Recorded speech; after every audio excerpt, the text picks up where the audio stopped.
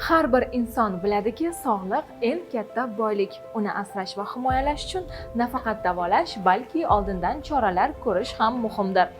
Yuqumli kasalliklar hech kimni ogohlantirmaydi. Ular kutilmagan paytda paydo bo'lib, sog'liq va rejalarga jiddiy putur yetkazishi mumkin.